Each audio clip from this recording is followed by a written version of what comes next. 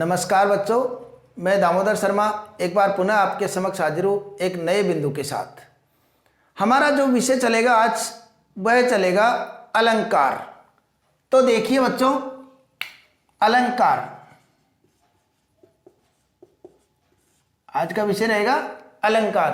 और अलंकार के अंतर्गत हमने क्या क्या पढ़ा उसकी जानकारी मैं दे दूं थोड़ी। अलंकार की परिभाषा, काव्य की शोभा बढ़ाने वाले शब्दों को अलंकार कहते हैं, ये हमने जानकारी प्राप्त की। परिभाषा हो गई। इसके अलावा हमने पढ़ा कि अलंकार के 3 भेद होते हैं: शब्द अलंकार, अर्थ अलंकार,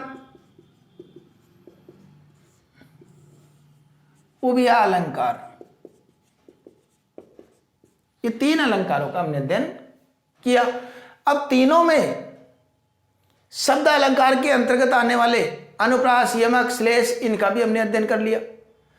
आज हम जिस अलंकार का अध्ययन करेंगे वह करेंगे अर्थ अलंकार के अंतर्गत आने वाले उपमा अलंकार का। कौन से अलंकार का अध्ययन करेंगे? उपमा अलंकार। ये अर्थ अलंकार के अंतर्गत ही शामिल किया गया। अब उपमा अलंकार होता क्या है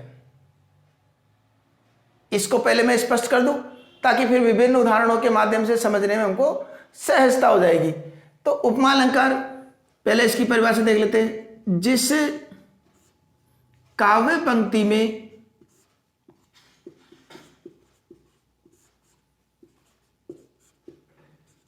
उपमेय व उपमान में समानता प्रकट हो,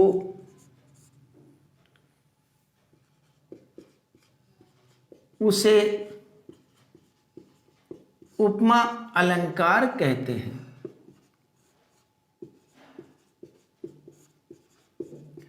ये तो रही परिभाषा की बात। अब परिभाषा से ही सारा काम थोड़ी सिद्ध होगा। परीक्षा में तो हमको उदाहरण देते हैं, पूछते हैं इसमें कौन सा अलंकार है, चाहे वो प्रतियोगिता परीक्षा हो चाहे विभिन्न कक्षाओं की परीक्षा हो, वो हमसे पूछते हैं। कई बार हमको मान लो अलंकार ऐसा नहीं है उच्च कक्षाओं के लिए, उच्च कक्षाओं के साथ साथ निम्न कक्षाएं भी जो होती है, 10वीं होती है, या कहीं भी मान लो हमको विशेष में भी जरूरत पड़ी, प्रसंग लिख दिया, व्याख्या लिख दिया, विशेष की आवश्यकता पड़ी तो भी हमको अलंकारों की आवश्यकता पड़ेगी। तो पहचाने कैसे इस अलंकार को? तो पहचानने के लिए देखिए इसमें 2 शब्दावली आई है। पहले तो इसको समझ लेते हैं अपन। उपमेय व उपमान में समानता प्रकट हो। ये उपमेय उपमान क्या होता है इसके बारे में जानकारी ले लेते हैं। पहले उपमेय, पहले उपमेय, उपमेय होता क्या है? जिसको उपमा दी जाए, जिसको उपमा दी जाए वो क्या हो गया? उपमेय अलंकार, उपमेय। और उपमान क्या हुआ? जिसके द्वारा उपमा दी जाए। ये तो हो गए उपमेय व उपमान। अब ये कैसे पता लगेगा?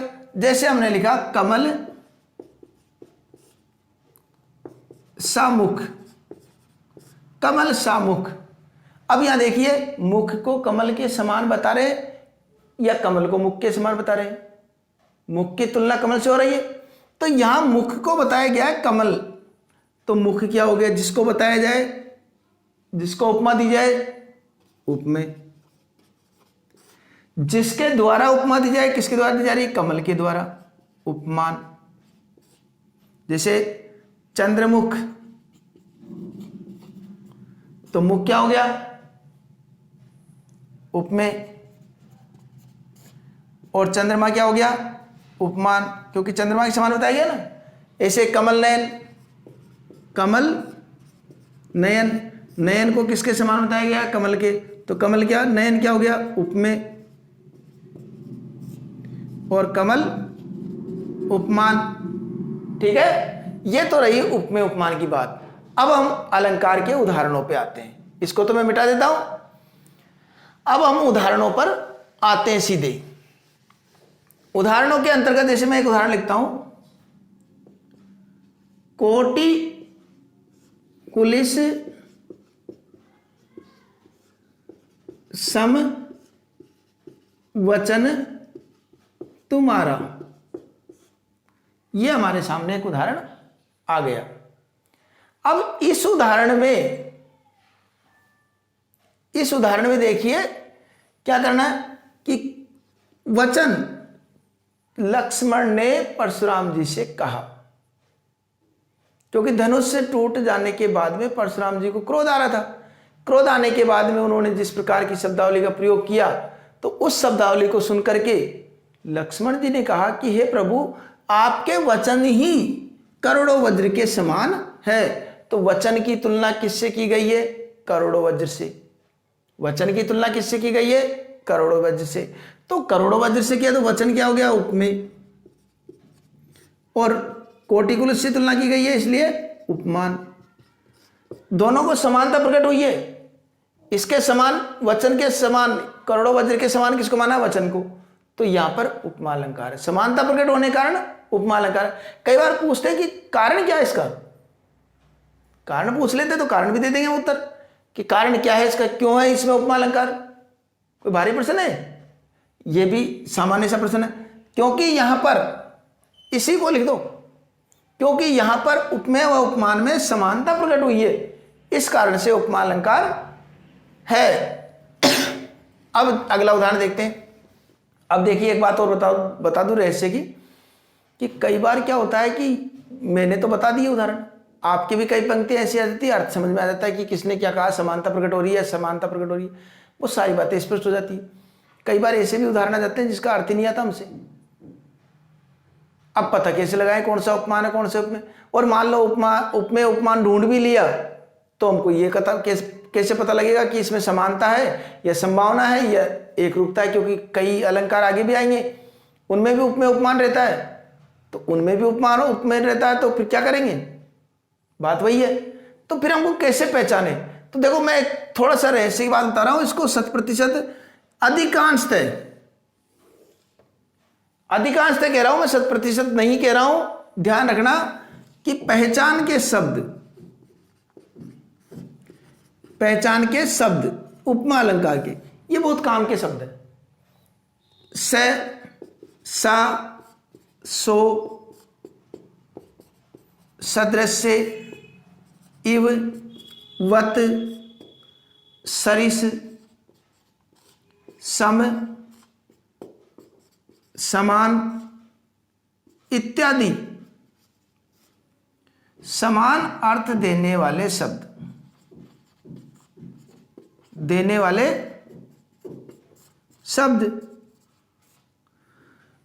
एक शब्द जोड़ा मैंने, समान अर्थ देने वाले शब्द। ये सैसु सो जो भी आएगी, सै की बारकड़ी, बचपन में पढ़ते थे ना, सै की बारकड़ी, ये सैसु सो, इसका मतलब ये नहीं है कि वो उपमा हो गया, लेकिन हमको गौर करना है कि वो समान अर्थ तो नहीं दे रहा। अगर समान अर्थ दे रहा है तो उपमा हो सकता है, बाकी सब समान अर्थ देते ही है, उनमें तो कोई दिक्कत है ही नहीं। और उदाहरणों समझते हैं हम। पीपर, पात, सरिस, मन डोला। पीपर, पात, सरिस, मन डोला। क्या मतलब हुआ? कि पीपल के पत्ते के समान मेरा मन डोल रहा है। पीपल के पत्ते के समान मेरा मन डोल रहा है, तो मन को किसके समान बता दिया गया है? पीपल के पत्ते के समान। पीपल के पत्ते से इसकी तुलना कर दी गई है, अर्थात ये हो गया उपमेय और पीपल का पत्ता हो गया उपमान, और दोनों में समानता प्रकट कर दी, इसलिए कौन सा अलंकार हो गया? उपमा अलंकार। ठीक है, ये भी बात हमारे हो गई। अब मान लो हमको नहीं आ रहा, अर्थ ही नहीं आ रहा, तो पहचान के शब्दों में मिल रहा है सरिस, समान। ये भी कहीं न कहीं काम करेगा, अधिकांशतः काम करेगा। ये कुछ विशेष परिस्थितियों में हो सकता है ये धोखा दे जाए अपन को, तो उस समय तो हमको इस प्रकार ही नियम अनुसार ही छांटने पड़ेंगे। अगला उदाहरण ले लेते हैं। सहस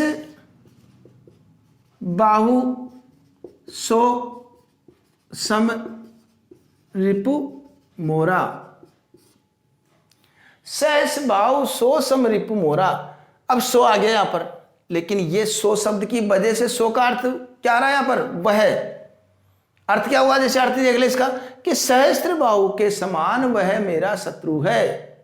परशुराम जी का कथन है कि वह मेरा सहस्त्र बाहु के समान शत्रु, कौन, जिसने धनुष तोड़ा है।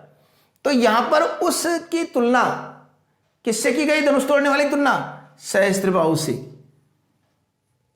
उस धनुष तोड़ने वाले को किसकी उपमा दी गई है, सहस्त्र बाहु की। तो यहां सम समान, इस वजह से यहां पर समान अर्थ देने वाला शब्द है सम, इस वजह से यहां पर उपमा अलंकार हुआ है। दूसरा अन्य उदाहरण देखते हैं, इस और कर्ण मार्तंड सदृश, पार्थ अंतक समान। तो देखिए बच्चों, कर्ण को भी आप जानते हैं और अर्जुन को भी जानते हैं, दोनों ही युद्ध कुशल थे, बहुत बड़े योद्धा थे, महान योद्धा थे। जब इन दोनों का सामना युद्ध भूमि में हुआ तो कैसी स्थिति हो रही थी, देखिए। एक और तो कर्ण किसके समान थे, सूर्य के समान। कर्ण की तुलना किससे की गई है, सूर्य से।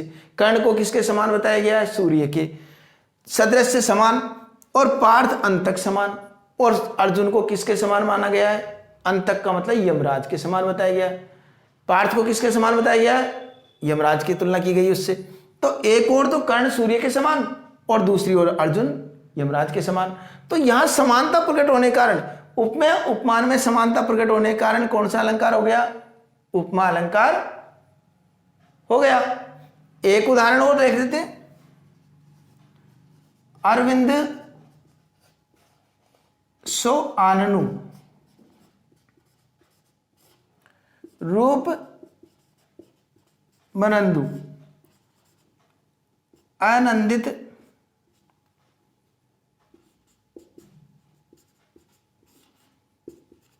लोचन ब्रंग पिए। ये मान लो अरविंद सो आरण, कमल के समान मुख, यहीं पर गौर करना हमको। कमल के समान मुख, मुख को किसके समान माना है, कमल के समान। कौन सा अलंकार हो गया, उपमा अलंकार। उपमेय उपमान में समानता प्रकट हो गई तो उपमा अलंकार। आ रहा है समझ में। इसी प्रकार यह ध्यान रखना है विशेष रूप से, एक बार और बता दूं सारी बातें, कि जहां पर उपमेय व उपमान में समानता प्रकट हो वहां उपमा अलंकार होता है। एक तो ये बात स्पष्ट हो गई। उपमेय किसे कहते हैं, जिसको उपमा दी जाए। उपमान किसे कहते हैं, जिसके द्वारा उपमा दी जाए। अब ये अपन कई बार कई शब्दों के अर्थ नहीं जानते, इस वजह से कई दिक्कत आ सकती है। तो ये पहचानने के शब्द भी हम ध्यान रख सकते हैं, इनसे भी ये भी हमारा बहुत कुछ सहयोग करेंगे। तो ये भी हम कर देंगे। एक और उदाहरण हम देखें, ये कुछ उदाहरण तो ही, एक उदाहरण हमने देखा होगा, लखन उतर आहुति सरिस,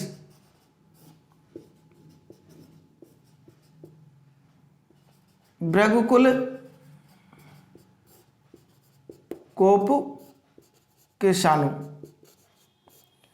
कि लक्ष्मण के उत्तर तो आहुति के समान और परशुराम जी का क्रोध आग के समान। तो यहां सरिस का मतलब समान, और लक्ष्मण के उत्तरों की तुलना किससे की गई है, आहुति किससे, और परशुराम जी के क्रोध की तुलना आग से। तो ये जो तुलना हुई है उपमेय उपमान में, यहां पर उपमेय क्या हुआ, लक्ष्मण के उत्तर, किससे उस तुलना की गई है, तो वो हो गया उपमान आहुति। तो यहां उपमेय उपमान में समानता प्रकट होने के कारण उपमा अलंकार है। तो मैं समझता हूं कि आपके ये उपमा अलंकार भली प्रकार से समझ में आ गया होगा। फिर भी अगर कोई परेशानी है तो आप कमेंट बॉक्स में लिख करके उनका समाधान प्राप्त कर सकते हैं। मैं पूरा प्रयास करूंगा आपका समस्या समाधान कर सकूं।